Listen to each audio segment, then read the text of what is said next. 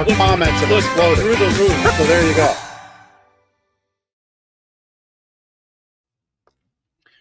Hey there, welcome back, Lancaster. It's Monday at 2 o'clock, so hopefully you all know what that means. It's Lancaster Connects time. That's right. Happy to be back here with you each week. We shine some light on the community, show off great people who are doing great things for Lancaster and the surrounding area. So happy to be back. Man, middle of September already. Yeah. Can you believe that?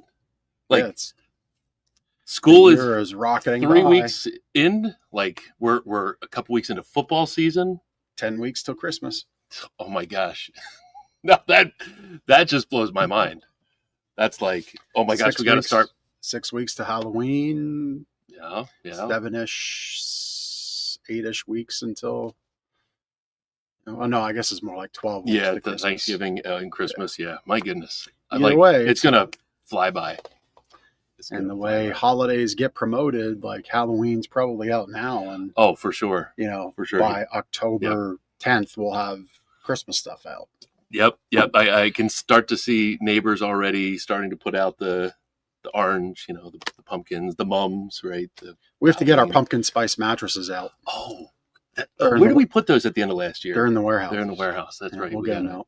Well, we get them out every year. They're fresh. It's like lay down in pumpkin spice goodness. Man, when you bring those out and you just crack them open, the aroma that fills the showroom is just unbelievable. It's to die for. Yeah.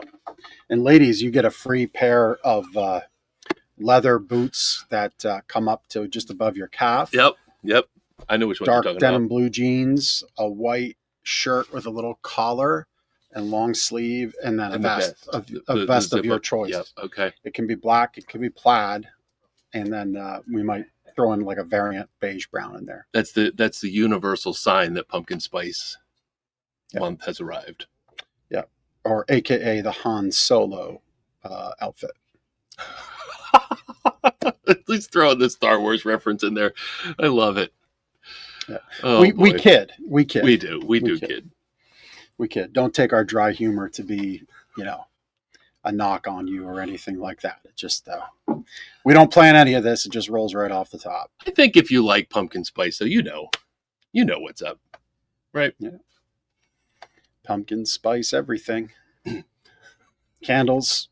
We might actually have some pumpkin candles. I think you're right. From Milkhouse Candles. Yeah. We love on our customers, and when our customers invest in a wonderful new mattress from us, you get a little parting gift, and that's intentional. And there's Vanna going to demonstrate for us. What do you have? This is eucalyptus lavender. This is not one of the fall flavors. That's a good flavor. I like how we call them flavors. I'm never going to call them scents. I just like flavors. Our guys were walking around the showroom. John, one of our elite delivery crew members, I saw him sniffing a candle for an extended period of time, and it was the caramel corn candle. That one smells like the fair. Yeah, it does. Yeah, and it's fair season too, so make sure you get out to fairs. Support your community. Yeah, and check out everything that's going on, and maybe have a fried Oreo. Wash it down with a fried pickle, and then a milkshake. That's right. You can have a little bit of everything there, right? Yeah. I bet you there's fried kale. Our guest can talk about kale. Yeah, he can talk about kale. Yeah. I'd probably rather not talk about kale. Although I don't think our guest Matt would suggest frying it. No, probably not. Yeah. Probably not. But hey, it's time for our mattress tip. And because we aren't just two chuckleheads here coming into your internet feed making bad jokes. We co-own Gardener's Mattress and More, where we're broadcasting from. And so our mattress tip is this. It's our online price match promise. And so we have a number of vendors, Dream Cloud and Helix and Puffy and Nectar and Avocado Mattress, probably names that you see in your feed, especially if you're on this page watching us on a social channel or have been to our website or have talked about a mattress. Your handy dandy spy device is listening, and it gets thrown into your feed. Well, all of those brands are running constant promotions. And as a premier partner, we complement those promotions. And so just set that aside and connect to our 5-star service. And that's our online price match promise. You essentially get their online price with our Lancaster famous 5-star service and experience, which we already talked about, the candles. You will get that. And you get a far better curated, educational, knowledgeable, low pressure visit, and we'll help you find the right fit. Maybe it is one of those brands, maybe not. You'll be that decider of it, but we'll give you that information and knowledge. And so that's our mattress tip for you this week, is to know you can shop with peace of mind here with our online price match promise, as your favorite mattress store 16 years in a row. Our number one goal here is just help you find that right fit, help you find which of our products fits your needs. And, you can come in and present what you feel you're interested in, and we'll help you sort through that. Oftentimes it is, and then oftentimes it's not. And we'll make that less confusing and more easy. And that's our number one goal here. So that's our mattress tip for you this week. Nicely done. Nicely done. So if you're listening and watching, you might know what Lancaster Connects is all about. If not, Lancaster Connects is a show where we highlight great people doing amazing things in Lancaster County. We're going to bring our guest on in just a couple minutes here. We've got past episodes on the Lancaster Connects website. That's lancasterconnects.com/episodes, or just land on the Lancaster Connects page. You'll see in the menu tab, episodes. Watch all the past episodes. This is episode 212. Yep. So there's 200 plus episodes on Lancaster Connects to watch. Great conversations with just awesome people in Lancaster, supporting the community. And if you are one of those people, if you happen to be listening and you are somebody that works for an organization or runs an organization that gives back to the community, or maybe you're a small business owner that has an effort to give back to the community, we'd love to tell those stories. We need to know that you exist. So go to lancasterconnects.com/guest, fill out the simple guest form there. Tell us who you are, the organization, and why you'd be a good fit for the show, and we'll get you on. I think at the moment we're booked through almost the end of October. Great work. Even into November. We got a couple of veteran-themed shows for Veterans Day coming up here in November. But we are looking for guests in the last month and a half of the year, and of course into 2026. So, Christmas is 12 weeks away. 2026 is like 13. Goodness. So yeah, if you'd like to be a guest, we'd love to hear from you. LancasterConnects.com/guest, and fill out that simple form. But let's talk about this guest, Ben. You have a great connection to our guest today. Why don't you introduce him? Yeah. So our guest today, Chris, our producer at Cast Ahead Productions, is going to bring him on. We've got Pastor Matt Lenahan from Wittel Farm. Wittel Farm is a farm in the Elizabethtown area that, Matt, you're going to tell us about that, but I had the opportunity of volunteering. I and my family and the church that I'm involved with, Life Church, had an opportunity to volunteer with Wittel Farm, and got to meet Pastor Matt, and just thought it would be cool to bring him on the show and talk about what they do and the community give back from Wittel Farm. So Pastor Matt, welcome to the show. Hey guys, thanks for having me today. It's great to be with you. Good to see you again, Ben. Incidentally, I think we did grow a spicy pumpkin this year. We sort of put together a hybrid pumpkin and a jalapeno pepper, so that you got the pumpkin spice at Wittel Farm. We can come out and enjoy. Are you being serious right now? The hot pumpkin. No, you can't do that. But it would be cool. We have some jalapeno peppers growing next to our pumpkin, so they're sort of spice adjacent pumpkins, Spice adjacent pumpkins. I like that. No, I mean, I know you can like cross germinate seeds and stuff. So I just wasn't sure if that was part of the process there. It would seem like it could be done, but maybe someone's tried it. I don't know. I don't know if it's been tested yet, but we're willing to experiment. So we'll see. Maybe next year, 2026. Yeah. It's only 13 weeks away, right? That's right. Yeah. Spicy pumpkin. That would be like a literal. You wouldn't even need. Yeah, you wouldn't need pumpkin spice. It's right there. Yeah. Right. Right. That's right. Mm-hmm. All right, Matt.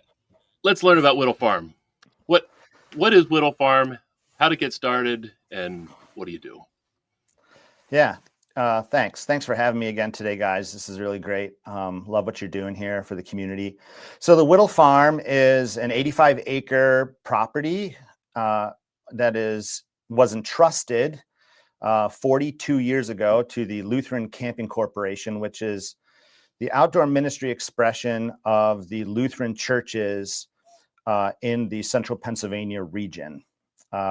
Probably about 220 congregations, Lutheran congregations, support the ministry of this outdoor ministry expression called the Lutheran Camping Corporation.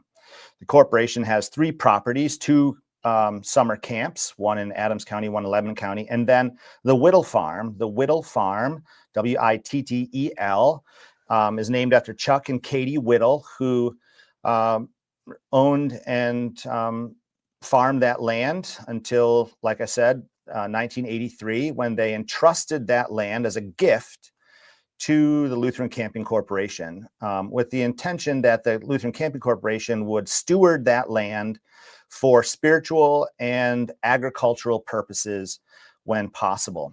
So really, since that time, the land was largely used, shared as a retreat space for congregations and other faith communities to retreat on the land, enjoy the beauty of the land and the farmhouse. There's an old farmhouse on the land from the early 1800s it was built. But in 2015, I came to the Camping Corporation and encouraged them to consider starting a growing project whereby we would steward some of the land to put it under vegetable production to grow fresh vegetables for the charitable food system in Lancaster County. And the reason why I wanted to start the project was, one, we had this land as a gift to share with an agricultural purpose as its essential purpose. And 2, there was a gap, and there continues to be a gap in Lancaster County in the charitable food system around the availability and accessibility of fresh and local food for people who are food insecure here in Lancaster County. So you might go to a food pantry or food bank and you'll have a difficult time actually getting access there to fresh, locally grown vegetables that come right from right here in Lancaster County. And I think that that's something that we needed to explore and potentially address. And so I started the project in 2016 with the intention of growing a few crops and donating all the food that we grew to the Lancaster County Food Hub. They were our first partner and continue to be probably our first and best partner organization that we support. So all the food we grow is for food relief in the county. We've extended that to Lebanon County and serve Lebanon County Christian Ministries now as well. Over this last 10 years, this is our 10th growing season, we've grown well over 150,000 pounds of vegetables. We've expanded the kind of crops we grow. And of course, we've also expanded the number of food pantries and local organizations we partner with. And we welcome hundreds of volunteers to the farm throughout the growing season from really April to October to support the work that we're doing. It's awesome. There's something great about getting your hands in the dirt, isn't there? And literally seeing things grow. If you choose to take the time to take it in, right, and not just, oh, I'm here because my company's bringing me here to volunteer, or I'm here with Sunday school with my friends. If you take that time to really appreciate what's happening right in front of you, it's pretty powerful. Which that's a core mission of the work you're doing, isn't it? Yeah, I mean, I think what's changed for me in my own sense of purpose around the work of the farm has been really to redevelop connections, have people reconnect with land and engage with the soil and with the plants, and come to experience and encounter what it's like to grow food together as a community. One of the things that we realize is that about 9% of Lancaster County's population is considered food insecure. And that's sort of a USDA understanding of based on a household income, right? So if you're unable, based on your income level, to provide 3 nutritious meals a day for every member of your household, you're considered food insecure. And there's a way that that's defined by income level. But there's a larger I think, problem that we're also seeking to address at the farm as a community based initiative. And that is that the majority of us are really disconnected from land and from the sources of our food. So the vast majority of us, even farmers in Lancaster County, are food dependent. We depend on externalized sources of our food in the kind of industrial food system that we have inherited, that was developed only in the last 60 to 75 years, really. A food system that has been very productive and in many ways has been able to, reduce hunger globally. But at the same time, there have been costs. And one of those costs is that most of us, the vast majority, over 98% of us in the United States, are not connected to agriculture in any real meaningful way. We take for granted that this food system is going to provide for us. And you go to the grocery store, the restaurant, the food you want is going to be available to you. But that food system, where a tiny minority of the American population, around 2%, maybe a little less, are growing the food for the rest of us. That food system, as we saw during the pandemic, is vulnerable to all kinds of different interruptions. Weather interruptions can affect food production. Along the way, you can have things like pandemics that might affect the processing and transportation aspect of getting food to where it's supposed to be. So, in 2020, sometimes you go to a grocery store and the food you were looking for was not there. And again, most of us aren't sure or don't really know where our food actually comes from anyways. We just take for granted that it's going to be there. That sort of food dependency makes us really pretty vulnerable, I think. And I think it's also crazy. I mean, most of us eat every day, right? I mean, most of us eat 3 meals a day. Everybody eats. And so we all have a stake in what our food system is like. And we all have a stake in where our food comes from and how it's produced. And so really what we're trying to do now is sort of invite people to come to the farm for a kind of immersive education in what it means to become part of a food system together again as a community. Wouldn't it be amazing if Lancaster County decided together that we would become locally food independent or interdependent, meaning that we acknowledge that most of our food comes from where we live here in Lancaster County. There are other parts of the country that are doing that better than we are. There are places in Vermont that are pride themselves on sort of made in Vermont, locally fresh made. And we have that capacity here, right? Like there's tons of food produced here every year. There's lots of farmers markets, but we really want to make it so that everybody has a sense that they have a stake and not only an interest, but have the potential to be a partner and really get involved in their own food system. Whether you're growing a garden in your backyard or you're coming to Wittel Farm, a community farm where we're growing on acres of land, we could expand and have thousands of people in Lancaster participate in the work that we're doing there to grow food together. That's really one of my goals, actually, to get more people to come out. That's awesome. I wanted to make mention of 2 things. You said, you mentioned Lancaster Food Hub. Ironically, they are our next guest on Lancaster Connects. So I think that's the 22nd, Monday the 22nd. So we're looking forward to having that conversation. So I'd like to hear a little bit more about that association. But I do want to back up to something you said initially, that this land, which is a special place, my family and I got to volunteer there. My family or my kids, I don't think had ever been on a farm before. They know that crops are grown. We have a little garden plot at our house, but it's nothing like an 85-acre farm, right? My kids were there. They're not in this picture. I think they were already in the car. I don't know. But just for them to be able to see and everybody that goes there, I mean, this land was gifted. And that's, I think, rare in today's world. There's a lot of money, right, involved when a farm owner can sell the property to a developer and then a bunch of houses are put up, right? That's not what happened with this farm. Obviously, it was gifted. So, maybe you could talk a little bit about that. But this plot of land was made for a special purpose.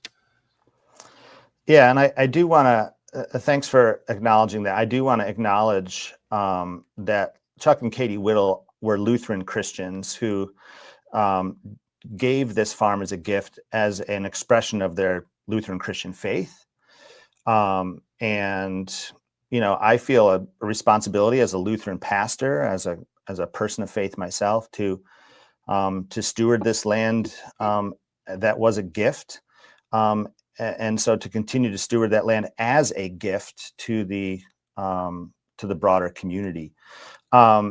And so I think it's important first that we recognize the significance of that gift to the Lancaster community and to the Lutheran Church as stewards of that gift. And also, one of the things that the Camping Corporation did was we partner with Lancaster Farmland Trust. And if you haven't had Jeff from Lancaster Farmland Trust on your show before, I would commend him to you and them to you. Lancaster Farmland Trust is the organization in Lancaster County that is responsible for preserving farmland. To date, I think they've preserved, it's somewhere upwards of 400,000 acres of farmland. The Wittel Farm, we had it preserved with Farmland Trust back in 2021. And that just ostensibly says that this farm is protected from development, to be in a place of that retains its agricultural heritage and continues to be a place where the land and the land ecology is protected in perpetuity. So we're grateful for the work of the Farmland Trust. We think they're an amazing organization doing really important work to conserve and protect this precious farmland that exists here in Lancaster County. So with that being said, obviously having that protection and support from Lancaster Farmland Trust, there's still a reality of cost of having this land. Mm-hmm. And if there's things that you don't necessarily want to get into here, but like, how has the Lutheran Camping Corporation handled that? I mean, just from a tax burden on the land, I would imagine, just because you're a church and a nonprofit doesn't mean you're impervious from paying taxes on land, right? Do I have that correct? Yes. Yeah. And so what pressure has that applied over the years? And have there been ways to mitigate that? Or is that just something you have to accept and the tax bill goes up like it does for most every year? Yeah.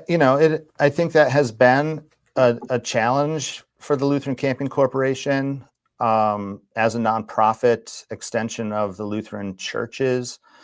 A fairly sizable portion of the tillable farmland has been under hay production for many years. And so there have been farmers who have rented that land to produce hay for themselves and for their own farming. And so some of the tax burden is offset by the rental fees. But I think until we started the growing project in 2016, the farm was always annually kind of in the red financially because of the tax burden. But because of the growing project and the way we've been able to generate public interest and engage more charitable givers, both within the Lutheran Church and outside, this project has really, I think, been an important way of creating greater sustainability for the Camping Corporation around their care and protection of this farm. Also, there is when a farm is preserved, there is a price per acre that is there's the Farmland Trust fundraises monies to purchase the easement for that farm. So there's some funding that comes from that Gotcha. Has allowed us to expand and develop the project over the last few years. So again, really grateful for them. But yeah, I mean, one of the real challenges that we're facing today, for example, is that, the Lutheran churches, even though there's a couple hundred Lutheran churches in central Pennsylvania here, they've been in decline as a denomination. And so there are fewer people that are connected to these churches. And even 40 years ago, the Lutheran churches were a small minority of the general population in Lancaster County.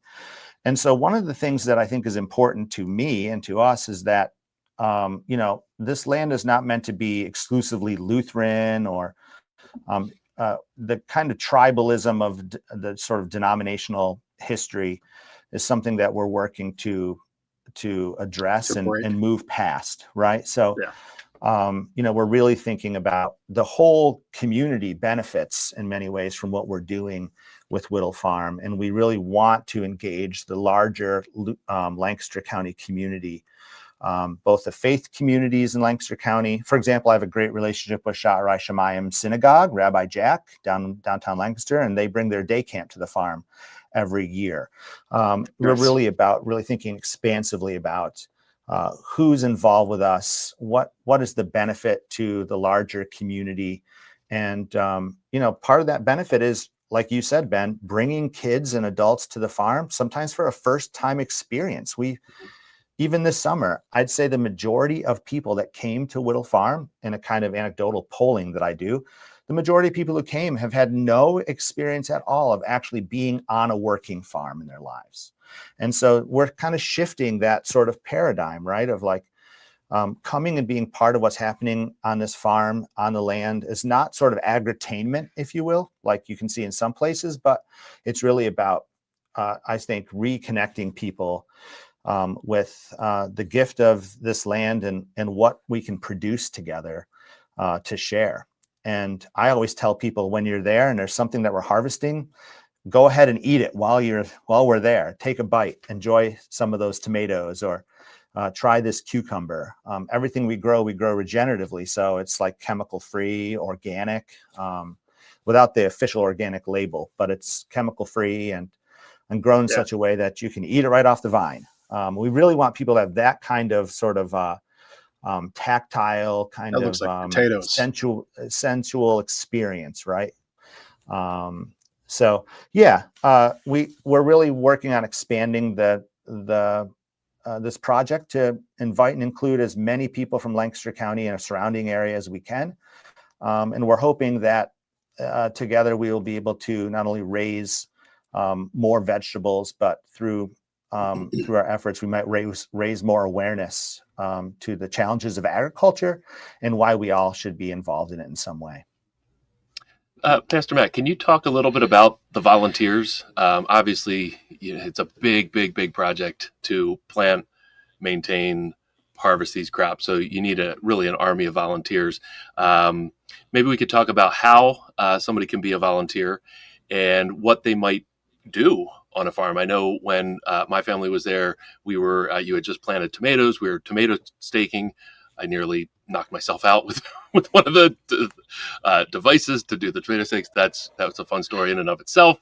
And I know my kids were like sorting lettuce, I think, in one of the barns. But those are just two of probably hundreds of tasks that volunteers could do throughout your growing season. Sure.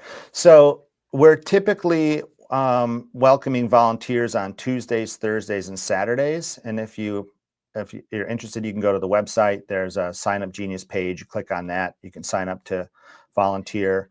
Volunteering will come to an end by probably the end of October this season. And we'll start up again in late March, early April.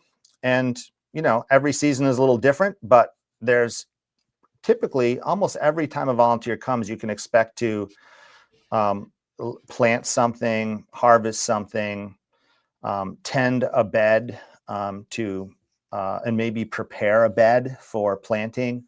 We had some kids on the farm from Brightside Opportunity Center. Their STEM camp came to the farm in July, and on that day we were restarting a new vegetable bed. They were seeding that bed, and they were also harvesting a whole lot of crops. So on a given day, there's lots of different activities. You might be working in our compost area to help us to compost material that we're receiving, whether that's food waste or green grass clippings, or so some people might be involved in that. You might be involved in Again, harvesting.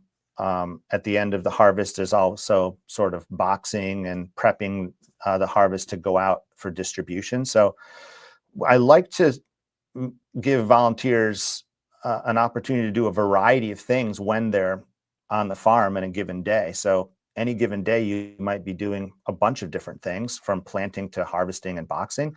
But I also encourage volunteers to think about coming multiple times. Don't just come once, but come once a season, right? So come in the spring when we're planting seeds in our greenhouse. Come in early summer when we're planting in the fields or when we begin harvest. Come in late summer when we're in full harvest mode and harvesting a lot of vegetables.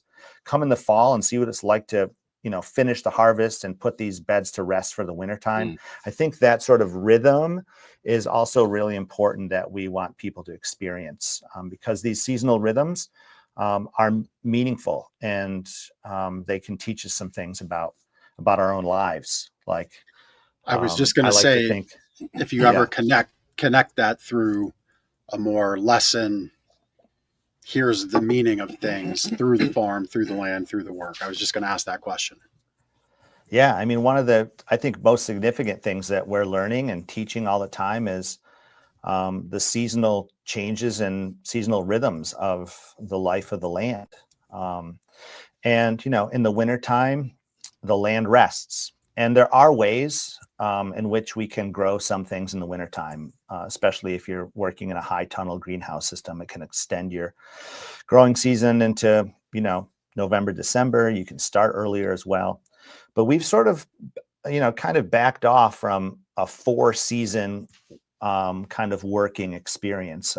We're really operating as a working farm 3 seasons of the year. And then in the wintertime, we're really supposed to rest. So honestly, it's good to take some time and just be on the farm. So sometimes I'll just go to the farm in the wintertime on a kind of retreat and sit inside at the fireplace and maybe think a little bit about and reflect on the year we had and start to think about planning for the year that is to come. But that seasonal rhythm, I think, is really important, because we're a culture that doesn't actually respect those kinds of seasonal limits of life very well. And so it's good to say, there are days of work, there are days of rest, there are seasons of work, there are seasons of rest. And for me, that's really an important part of both of my faith as a Lutheran Christian, and it's an important part of my farming as well. So, yeah. Pastor Matt, I wanted to ask you, you started this about 10 years ago on, farming this land. Do you have a background in farming? Like, how did you get the knowledge to just, start planting stuff and see it through to a harvest? Yeah, so I did grow up on a large fruit and vegetable and cash crop farm in central New York. And that farm was at one time was a cash crop business that included a dairy. The dairy was sold in the late 70s, and my family, my dad took it over from his dad, who had inherited it from his father. So I was really the 4th generation at the Lenahan farm. And, we were a conventional farm. So deep tillage, chemical fertilizers, synthetic fertilizers, chemical herbicides, pesticides, row cultivating of, a diverse crop of vegetables through the 1980s and early 90s into the early 2000s. When it was clear to my family that I wasn't going to stay on the farm, but I actually left the farm. I had no intention of farming land ever again. I had that. I knew what that was like, and frankly, didn't want to do that for the rest of my life. Sure. So I left the farm. I also believed I was called into ministry as a Lutheran pastor, and so I went to school for that. And it was really this was not my dream job. This was not something I was planning to do. But as I got involved with Lutheran Outdoor Ministry and with my congregation as a charitable food site, and recognized that even in Lancaster County, this kind of food productive agricultural place, this garden spot, there was this gap. People who were food insecure couldn't get access to enough fresh local food. That sort of drew me to this relationship with this land at Wittel Farm. And again, when I started in 2015, 2016, I didn't know that we were going to be doing this for 10 years or longer. I also didn't know that we were going to be shifting from conventional ag practices to regenerative practices. I knew fairly soon that we didn't want to, I was really opposed to chemical agriculture. So the costs of chemical agriculture, both on the front end to the farm, you have to pay, it costs a lot of money to purchase chemical fertilizers and sprays, but also the cost to the land itself, to the land ecology. So we started down a path of sort of chemical free right away, and then have been evolving over the last 5 to 7 years toward additional regenerative practices, building compost that we use on our farm, making permanent no-till beds, reducing the amount of tillage, and using a variety of cover crops to keep the land covered and the soil protected, and to feed the land by keeping it planted and covered all the time. So we've kind of I've been learning about regenerative agriculture, sustainable or organic agriculture for the last 5 to 7 years. It's been a learning journey for me. A lot of people have said, well, why don't you get an expert who knows what they're doing? Are you connected with, Penn State Extension or whatever? And yes, we've had conversations, but it's been really important for me to think about myself as an amateur farmer and somebody who's a learning practitioner, because I want other people to have the same kind of curiosity that I have about this kind of work, and to invite them into the learning process with me. So like, for example, this year, I've gotten very excited about the microbiology of compost. And most people are maybe not super excited about, the microbes in their compost that they're building. But that's been exciting for me to see as we've been learning how to make more and more compost at the farm.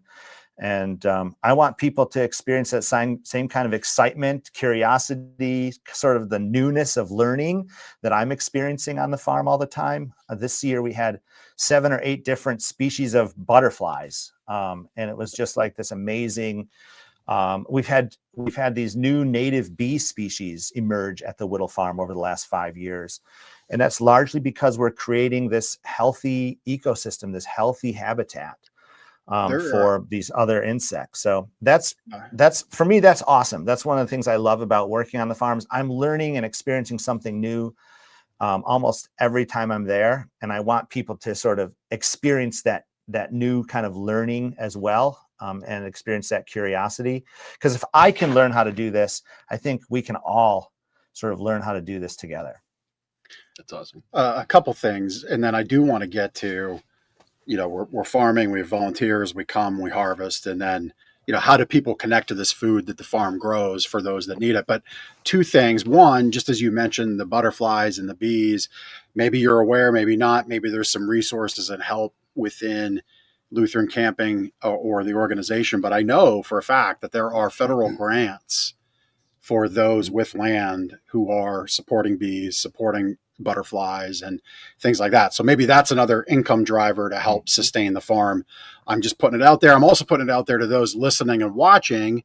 If you know how to connect those dots and you are good at getting those grants, maybe that's how you give back some of your time, talent, and treasure. And in this case, not treasure, but your talents and time.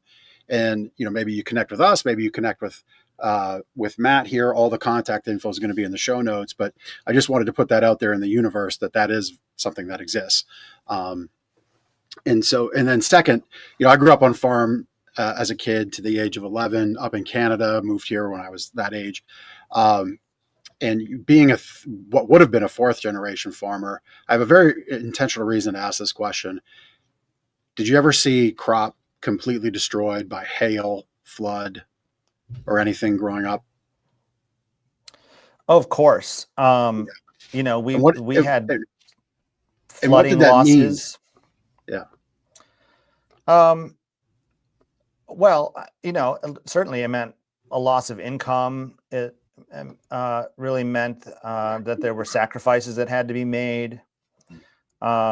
By the time I came to the farm, as we're growing up on the farm, we did experience, the occasional weather phenomena, whether it was a major storm, a hailstorm, flooding, drought. And you're always, trying to manage those conditions. The challenge now has been that I think now we're having to manage extreme conditions more as the norm, right? So over the last 2 years at Wittel, we've experienced both excessive rainfall and drought in a single season, right? So this year, we had almost 22 inches of rain in about 9 weeks between May to early July. And then we had practically nothing for the last 6 weeks. It's been really dry again. So, those are challenges that we're facing now. And agriculture, both globally and in the United States, acknowledges that these extreme weather circumstances, extreme heat, drought, excessive rainfall, flooding, these are more prevalent as a result of climate change. And so agriculture is under more pressure today than it was even 40, 50 years ago, I think, in some ways. I will say that the challenges that my family faced in, making an annual living and a sustainable living, and it required a lot of adaptability, right? Like my family farm had to sell the dairy in the late 70s and transition to a more diverse vegetable crop system. That was a choice they made out of necessity to address the challenges in agriculture that were prevalent in the late 70s and early 80s. So, farmers are probably the most adaptable people you ever meet, because if you're not adapting all the time, you're not going to be able to farm. So, and I would say faithful. Yeah, sure. Right. Sadly, my parents had to sell. They ended up selling the farm to the other half of our family, who eventually liquidated. So my family's no longer farming. I'm the only one that's actually farming at this point in the Lenahan family. But my parents have been really very supportive. I love it when my dad comes and can hang out and help out on the farm. It's really important to me. And my sons, I have 3 boys. They've all been part of what we've been doing at the farm over the last decade. And it's been important to me too, that it's kind of a family thing, we're doing this together. So. That's awesome. That's awesome. Yep. So Jeff brought up the connection to where the food goes. So you mentioned Lancaster Food Hub. I think 100% of the crops that are grown on Wittel Farm are donated to local organizations. Let's talk a little bit about how that happens. Yeah, that's right. So the first year we partnered directly with Lancaster County Council of Churches, which then became the Food Hub. And since then we have worked with a number of partner organizations, from Elizabethtown Community Cupboard, which is a small pantry in Elizabethtown, to Ephrata Area Social Services in Ephrata. We have worked with congregational feeding sites like Ebenezer Baptist Church in downtown Lancaster, who do amazing feeding work every Wednesday. There's a woman, Mrs. Cunningham, who is 100 years old, and she's there every Wednesday cooking in that kitchen to feed hundreds of people in Lancaster City. So we're grateful to partner with them and share some of our fresh vegetables with them. We've worked with Water Street Ministries, Power Packs, again, the Lancaster County Food Hub, CAP, Community Action Partnership. The last 3 years, we've worked with Lebanon County Christian Ministries to bring fresh produce to downtown Lebanon.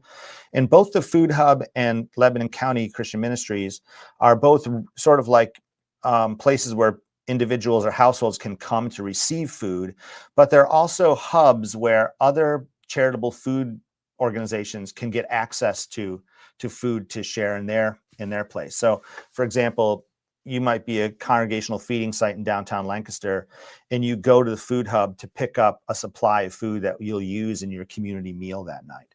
So when we bring food to the Food Hub, we know that some of it's getting packaged as a grocery order for a household that will come to the food hub that week, but it also is going out to other charitable feeding sites in the city and county who can then utilize those vegetables in their own way.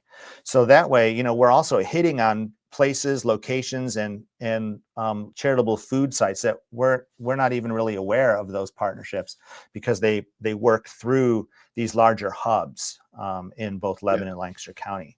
We also work with Central PA Food Bank, and you know, we've had years where we've had thousands of pounds of tomatoes, and we can't actually donate 70 boxes of tomatoes, 1,400 pounds of tomatoes to Lancaster County alone. So the Central PA Food Bank, which services 27 counties, will send a box truck, and we'll put a pallet of, 70 boxes of tomatoes on a box truck to the food bank in Harrisburg.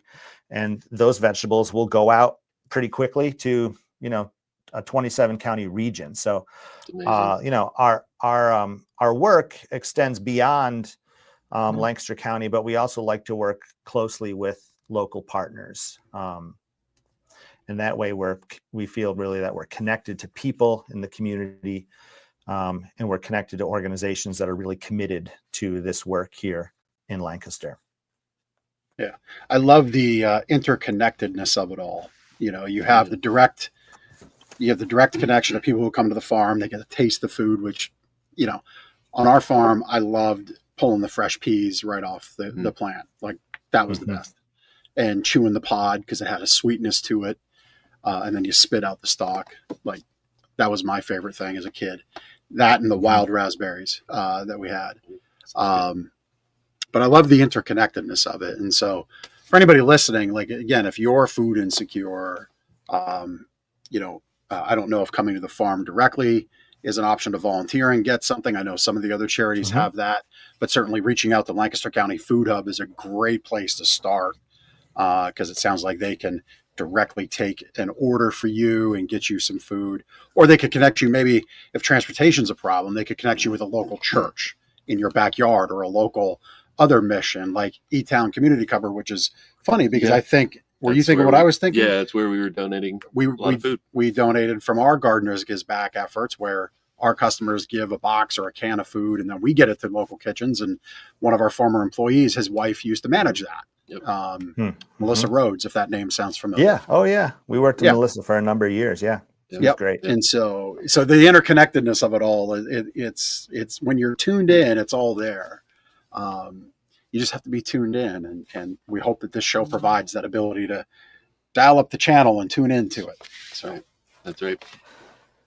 Yeah, I think that, for me also, the ability to make these connections and to bring people together has been really powerful. I think people are looking for that. So when we can find ways to bring different people together, we always have these experiences where people in Lancaster know each other, or they have relationships that precede their time on the farm, and then they get to the farm and they're like, "Oh, I didn't know you were coming," or, "I didn't know you knew about this." And so building those connections has been really important. And then I'd like to think of what we're doing as sort of like creating a local food ecosystem, right? Where we're trying to connect with a lot of partners who are engaged in charitable food work. And what's meaningful to me about the charitable food system is that I think food is meant to be a gift. The land has been a gift, but then we really want to make sure that people experience food as a gift. I mean, when you're not feeling well and somebody brings you a meal, some comfort food, something you love to eat, or something special that they made just for you, that is something that people love to experience. People love to give food. People love to receive food from others. And that gift experience, that exchange, that reciprocity, I think is really powerful in human relationships. And, our best experiences often happen around a table where we gather with family and friends to enjoy a meal together. And I think for me, and as a Lutheran Christian, we gather around a table every week. That's kind of like where we experience God. We experience God in food. And so for Lutheran Christians, food is how we experience God's love. So, whether you believe that or not, we all eat and we all love to eat certain things. And we all love to be recipients of food from people who care about us, whether it's grandma's applesauce or chicken pot pie. We all know what that experience is like. And it's those connections, those powerful relational connections that I think are important and can happen for people even at the farm, where you're like working together and you're harvesting this food together. And I love to see people carrying, the bushel baskets as a team, and kind of working together with, young children and adults working together in a space. People who didn't know each other when they got there become friends while they're working together side by side. So it's cool. That's awesome. That's so cool. I know we're coming to the end of our time, and I know we want to share some of the events that are coming up and what your vision is, but I just kind of want to plant this seed. I really think our world, especially by 2030, is going to need places like yours to disconnect from the fuzz of being such a connected society, the matrix-like, algorithmic-like, doom scrolling, react because we don't even know why we're overreacting society So we seem to be becoming. So I think your farm and your land, you've used the word stewardship so many times. We could do a whole show just out of the concept of stewardship of self and our gifts and our talents and what we see. I think your land can become that place where teens can come to drop the cell phone and realize there's a whole other life out there. And there's a whole other way of how food gets to your plate that you didn't even realize. Corporations can come and stop the hierarchy of the corporate ladder and just like, you got to lift this big bushel of corn together with a person who you've been butting heads with for 6 months. Oh, and then you got to lay out 10 rows for potatoes together. Yeah, I think that's something that could be really impactful for people, for the land, for your mission down the road. So just to plant that little seed to unplug from the fuzz of life that I think is just going to get that static that infects our soul and our brains coming up. Just that was me pontificating and planting a little seed there. But you've got some great events. I don't know what you think of that. I'll pause and let you. Rather than adding more fuzz, I'll pause. I think you're spot on. It has been a place where young adults and youth have come, and we're not on our phones. We're engaging together. There's something inherently human about working together on the land in relationship with this piece of land and with each other. And we've gone away from that. Like I said, the majority of us have no connection to land, and we're struggling to have good connections with each other. So, I think we can do both really well when we create this space. We have this space where people can come and put the phone away.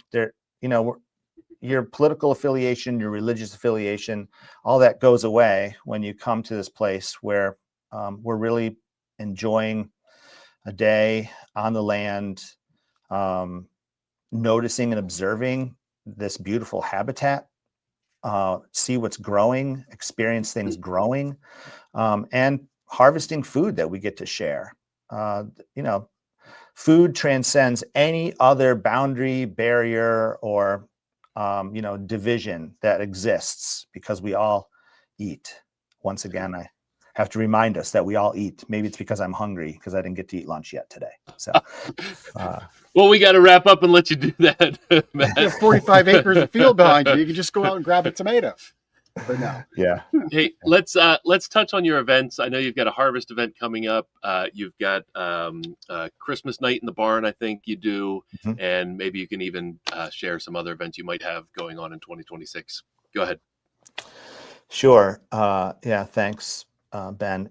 So the next one is October 18th, Saturday, October 18th from 10 to 2. We're going to have a harvest festival. There'll be hay rides, pumpkin decorating, There'll be live music. There's a lunch provided that'll be really fun, and we're going to cook right there in our pavilion. We have a beautiful pavilion space that allows us to gather people. So that's coming up on the 18th. You can sign up on our website for that. And then at the end of the year, sort of the last event that we have had over the last, I think this will be our 5th or 6th annual now. We have an Advent Christmas night in the barn. So inside the barn, we have this beautiful evening of festive music and the readings of from the Christian tradition around the birth of Jesus. So we welcome people to come and be part of that. It's a candlelight service in the barn. It's about 45 minutes to an hour. There's always hot cocoa and cookies right afterwards. This past year, it was somewhere around 9 degrees when we did it in 2024. So we're actually hoping that it's a little bit warmer this year, that maybe if it's 20 degrees, it would be easier to play my guitar with unfrozen hands. Oh, gosh, yeah. 9 so degrees and drumming, doesn't work. So that one is the 4th Sunday in December at 7 o'clock. So the next one is October 18th, 10 to 2, Harvest Festival, and then Christmas in the Barn is the end of December at 7 o'clock. That's awesome. Very cool. Hey, anything we didn't touch on that you'd like to touch on about Wittel Farm or about the Lutheran ministry or anything as we wrap up our time here? Just again, that Lutheran Outdoor Ministry is really there to serve the whole community through the Wittel Farm and through our camps. Also, I didn't mention, but I think it's relevant, we've been developing some really good connections with the local colleges, with E-Town College in Millersville, and I have some students from both colleges who are connected to the farm now and are serving on the farm or working on the farm as part of their work study or part of a program of study. We're really interested in developing more of those relationships, both with local colleges and local school communities in the year ahead, because we think it's a great opportunity to share this land, this place, as a place of learning with other students in Lancaster County. That's awesome. Great. Wonderful. All right. Well, is it time to learn a little bit more about Matt? Yeah, this is going to be a rapid fire connection cocktail session. You want to kick it off? So as you're farming or relaxing, do you have a favorite book, podcast, or TV show that you're enjoying? Right now, I'm sort of digging Smartless, the guys on, the Smartless podcast. Will Arnett, sort of like Jason Bateman. Sean, Bateman, Arnett, and Sean. Yeah. And that's just like a kind of like a guilty pleasure sort of thing I'll listen to when I'm at the farm by myself sometimes. Fiction. I read a lot of fiction. I'm reading a novel right now called God of the Woods by Liz Moore. That's pretty good. It's actually about a summer camp, and it's kind of a neat story. But I would say in the summertime, I got hooked on the author Matt Haig, who wrote Midnight Library and several other books. And I read most of his books during the summertime this year. And I'm sort of in between TV shows right now. I guess we're kind of watching Only Murders in the Building season 5. Okay. That just came out, right? Yeah. The new season just came out last week. Yeah. No teasers. I haven't started it yet. Okay. I won't watch the other 4, share. but not this one. Martin Short is still there. So in case you were worried. Okay. Good. Yeah. All right. Question number 2. Dream vacation. Where are you going? Well, I honestly, we've had a couple really great dream vacations already. We were just in Italy. My son was in Italy in the spring semester of college, and so we went and visited and would spend a lot of time in Italy. My wife and I were there. It was amazing. But I think the next dream vacation for us would be Ireland. I'm of Irish descent, and my family has spent time in Ireland. I've never gone, and so it's a place we've been, thinking about for a long time. That's cool. Very good. Nice. All right, wrapping this up. your favorite local spot in Lancaster. So this could be a little eatery, a cafe, something entertainment, a hidden gem. Oh man. So my wife and I have, and I don't know if this is a hidden gem. It's probably not, but our favorite restaurant, I guess, is probably El Serrano's on Columbia Avenue. Yeah, right. We've been going to El That's a good Serrano's one. forever. We love their food. We love the atmosphere there. Talk about food But I made would- with love. Mm-hmm. Yeah, but I got to give a shout out to Lidditz because I live in Lidditz. We live in the Lidditz area, and like anywhere in Lidditz is cool. So the park, Greco's ice cream, Dosey Dough for coffee, Aaron's books to get a new book. We love our town, and so I just want to say there's lots of cool places in Lidditz to hang out. Very cool. Very Very cool. And yeah, we agree. We agree. Pastor Matt, this was awesome. Thank you so much for being on Lancaster Connects and sharing the ministry of Wittel Farm. And I think it's amazing what you're doing with 100%. solving food insecurity for folks here in the Lancaster community. So thank you for what you're doing, and thank you for being on Lancaster Connects. Thanks so much, guys. This was a lot of fun. And Ben, you got to get Jeff to come out with you next time. Yeah, we should do a gardener's trip. Drive some tomato steaks into the ground. Yeah, not your forehead. Like you almost. Gosh, I almost knocked myself out with this thing. Matt, thank you so much. Really appreciate Thanks, your guys. time and what you do there. Thank you. Have a great day. Thanks. Yep. Oh man, we good. like blew right past 3 o'clock. Blew right past. All right. Well, we'll do our sleep better tip very quickly, and it directly relates to what Pastor Matt had said. Do work with your hands throughout the day. You'll sleep better at night. Get active. Be active. If you're stressed out, get active. Take a walk. Do a workout. Get to the farm. Pick some vegetables. Yep. Get to your backyard. Pull some weeds. Right? Get active. Get whatever is built up out of the body so your body can truly relax at night. My guess, I don't know what kind of mattress Matt and his wife sleep on. My guess is with their work, they probably sleep pretty well. Not to say they don't have stresses in life. I don't want to speak for them, but my guess is just knowing what their body of work involves in a day, they probably hit the pillow pretty worn out and their body is ready to be refreshed. And I think we as a society forget that our bodies need to work, legitimately work, not the stresses of social media, not the stresses of gossip, not the stresses that we build up to be important that really aren't each day. Our bodies need to dispel the energy it creates. It needs to work and it needs to be restored. And so if you're looking for great sleep, do some work in your day, physical work, physical steps, physical activity. It will help you sleep better. I don't know that that's specifically in the book. It just kind of came to me as I was thinking about what our sleep better tip might be for this show. But if you want more of great tips off the top of this brain, you tune into the show. If you want the ones in the book, we'll send it to you, gardenersmattressandmore.com/sleep-better. That's perfect. That's perfect. It's so true. Working with your hands is really important. So quick testimonial time for Gardener's Mattress and More, the company that brings you Lancaster Connects. This was a handwritten testimonial from Jim and Barb. Thank you, Jim and Barb. They just said their experience was amazing. We've recommended gardeners to all we've talked to. Your customer service and care is the best, in all caps, in Lancaster County and all surrounding areas. And since we're repurposing this moment in perpetuity, there are the handwritten words. They are. They're right there on the paper. That we get in 2025. Of course, you're not going to read them as I show them to you, but Ben just gave you the distillation.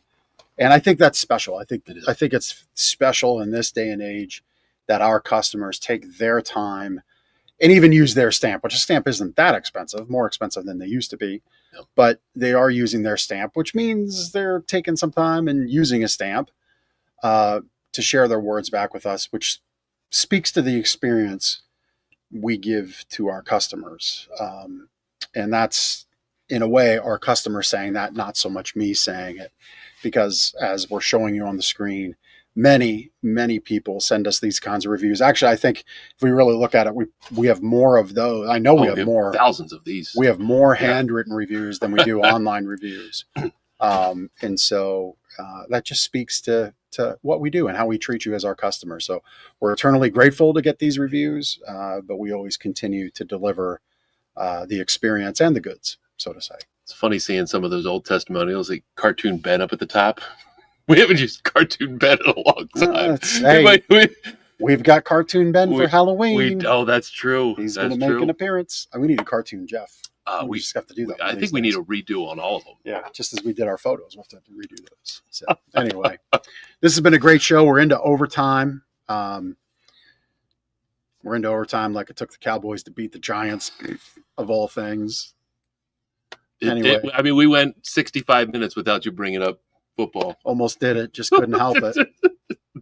Either way, go Birds, 2-0.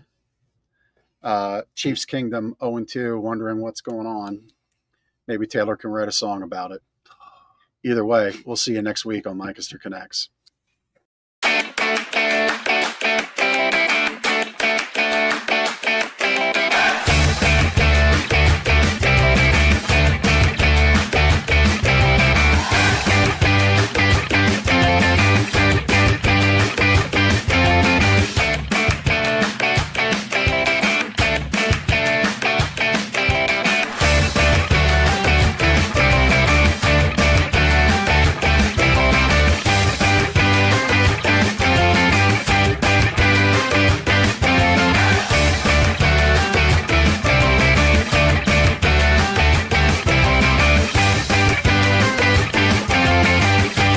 Comments have exploded. So there you go.